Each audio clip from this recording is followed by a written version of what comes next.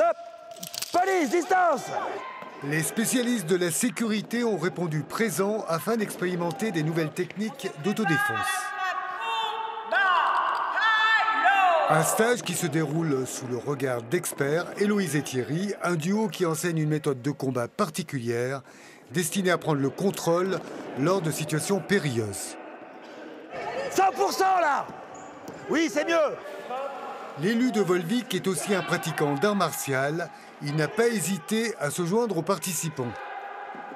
Ça m'a paru normal et évident de participer avec mes agents à ce stage pour savoir exactement de quoi était constitué le contenu et afin de me tenir informé au plus près de la législation, notamment quant à l'utilisation de ces équipements. Héloïse, ici, va nous démontrer comment contrôler et maîtriser une agression éventuelle, une méthode pragmatique basée sur la maîtrise des armes non létales. On utilise beaucoup la lampe tactique. Alors la lampe tactique, pourquoi? Parce que rien que d'être à distance et de venir éclairer, ça va permettre de désorienter et déstabiliser l'individu agressif. Après la lampe tactique, on retrouve le bâton télescopique. Restez à distance, restez à distance. Donc là, police, restez à distance. Police! Police, séparez-vous! Parfois, le cours se déroule aussi à l'extérieur, histoire de recréer les conditions du réel. Le cadre strict de la légitime défense exige une réponse adaptée. Vous l'avez interpellé, c'est bien, mise à disposition. La victime, elle est où? Elle est où? Ben, c'est barré.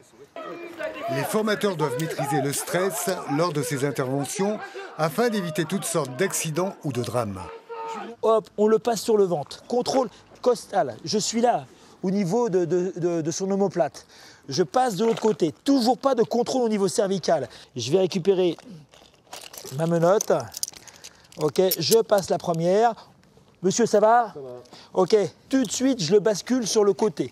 Ok, là déjà, je libère sa cage thoracique pour qu'il puisse respirer. Peu après, le Redman fait son apparition. Il s'agit d'un supposé agresseur harnaché de protection, sur lequel on peut porter des coups réels. Il est très agressif et méchant. La rapidité d'action reste alors primordiale.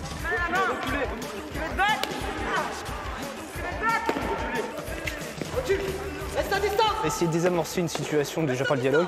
Et si on ne peut pas, ben on va faire usage de la force et du strict niveau de force nécessaire. On a des agresseurs qui ont de moins en moins peur de nous.